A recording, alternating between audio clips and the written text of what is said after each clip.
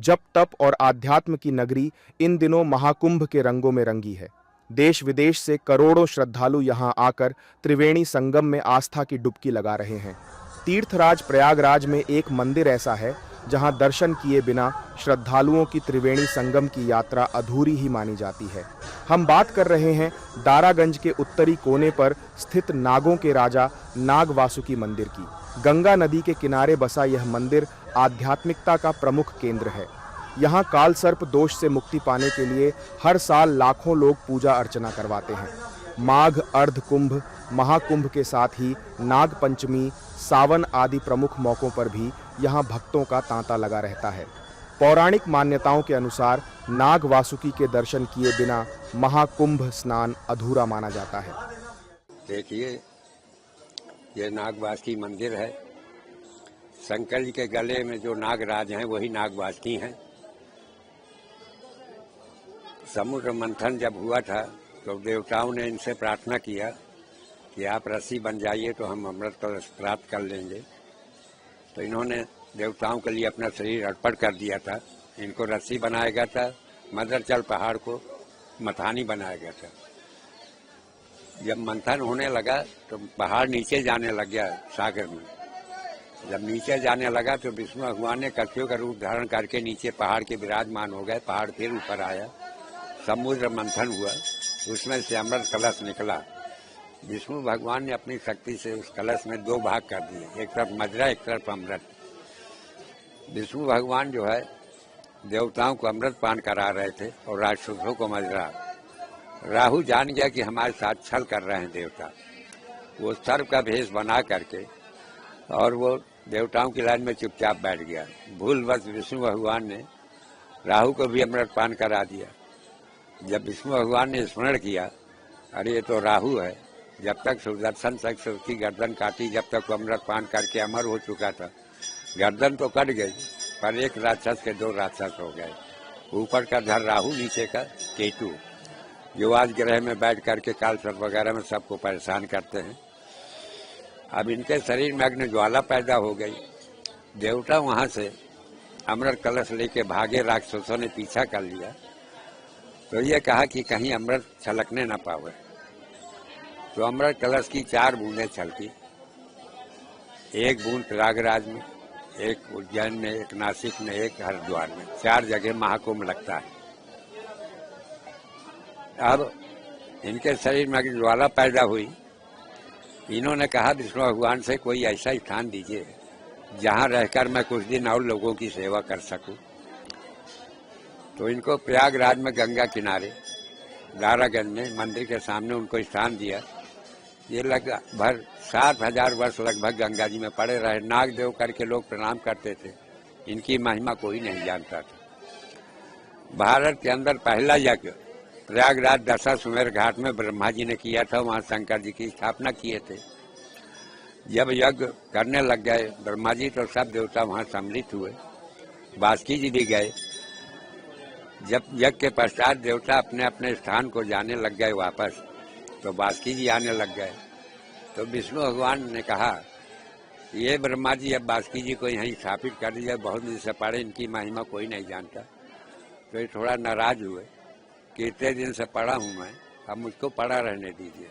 कहे नाराज न होइए, अगर आपको कोई वचन मांगना है तो मांगिए। इन्होंने 3 वचन मांगे। पहला वचन कि सावन की नाग पंचमी को जो श्रद्धा भाव से मेरे दर्शन करेगा, दर्शन मार्ग से मैं काल सर्प राहु की शांति करूंगा। और दूसरा वचन मांगा, प्रयागराज में जो भी गंगा स्नान करने आएगा, कुंभ में, अर्ध कुंभ में, अधिक मास में या माघ में, अगर मेरे दर्शन नहीं करेगा तो कोई फल की प्राप्ति नहीं होगी। तीसरा वचन मांगा, यहाँ 12 माधव हैं, उन प्रयागराज की चारों दिशाओं में, उत्तर पूरब उत्तर दक्षिण में वो रक्षा करते हैं। 11 माधव विराजमान हैं। 1 माधव गंगा जी में लुप्त है। असी माधव का मंदिर यहाँ विराजमान है। बेड़ी माधव का मंदिर यहाँ से 1 किलोमीटर दूर है।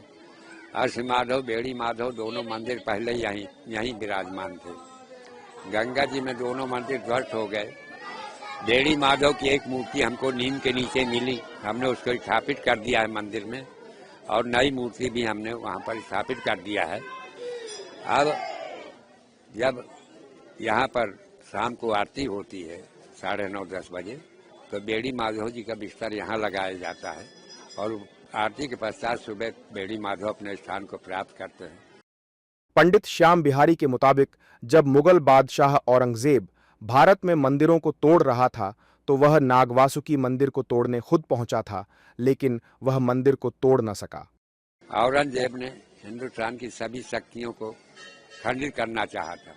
बासुकी जी को भी उसने 3 भाला मारा, एक भाला मारा दूध की धार, दूसरा मारा दूध की धार, तीसरा जब मारा तो रुद्र की धार निकली और उसके मुंह में पड़ी और वही जाके गंगा से छिट्टे पड़े, बेहोश होके गिर गया।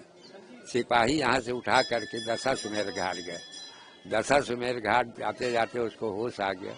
जो ब्रह्मा जी ने शंकर जी की स्थापना किए थे उसको भी उसने 3 तलवार मारा, 1 मारा, 2 मारा, 3 मारा, बिजली का करंट लगा, वहाँ भी बेहोश होके गिर गया। उसके बाद यहाँ से सिपाही लेके गए किला, यमुना किनारे जो अच्छेबट किला है, वहाँ से औरंगजेब सीधे दिल्ली भाग गया। आज तक फिर वो वापस नहीं आ पाया है। महाकुंभ के दौरान नाग वासुकी मंदिर आए श्रद्धालु महाकुंभ की व्यवस्था से काफी खुश नजर आए। श्रद्धालुओं ने कहा कि ऐसी व्यवस्था उन्होंने पहले कभी नहीं देखी। इसका श्रेय उन्होंने डबल इंजन की सरकार को दिया है। हम वाशिंगटन डीसी यूएस से आए हुए हैं। ये कुंभ के बारे में कहेंगे कि यहाँ पे जो डबल इंजन की सरकार है अपना मोदी जी, योगी जी, उनने जो व्यवस्था की है सब यात्रियों के लिए वो बहुत उत्तम है। यहाँ पे स्नान का जो महत्व है, संगम में स्नान का, उसके लिए पर बहुत उत्तम व्यवस्था किया हुआ है। हम लोग को मौका मिला संगम में स्नान करने का, और कहा जाता है कि जब संगम में स्नान किए तो पूर्ण होता है ये नाग वासुकी मंदिर पे आके। ये नाग वासुकी का मंदिर का पुरानो मंदिर है, इसका बहुत प्राचीन काल से महत्व है। यहाँ जो समुद्र मंथन किया हुआ था उसमें भी वासुकी का रस्सी के तौर पे इस्तेमाल किया हुआ था। तो बहुत अच्छा लग रहा है। ऐसा लग रहा है कि हमारी यात्रा आज जो दर्शन किया तो पूर्ण हुई। देखिए, ये एक भव्य दिव्य डिजिटल और अलौकिक कुंभ है। और रही बात जो डबल इंजन सरकार की, अगर आप बात करते हैं तो इससे उत्तम व्यवस्था ना तो हो सकती है और ना ही पिछली सरकारें कर पाई हैं और ना ही आने वाली सरकारें कर पाएंगी।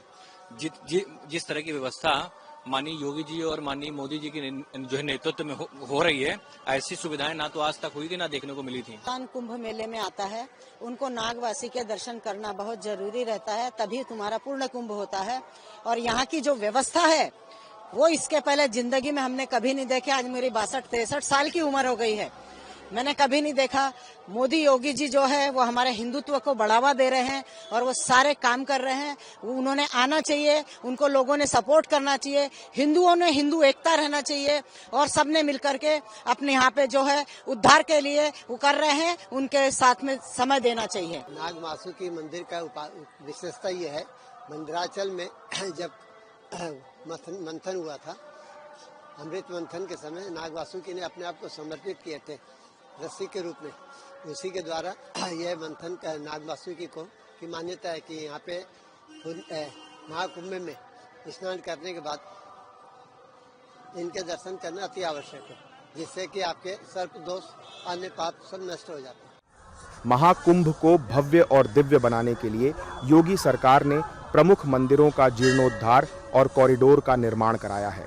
इससे श्रद्धालुओं को नाग वासुकी मंदिर, अलोप शंकरी शक्तिपीठ, लेटे हनुमान जी मंदिर और मनकामेश्वर मंदिर के सुगम दर्शन की सुविधा मिल रही है।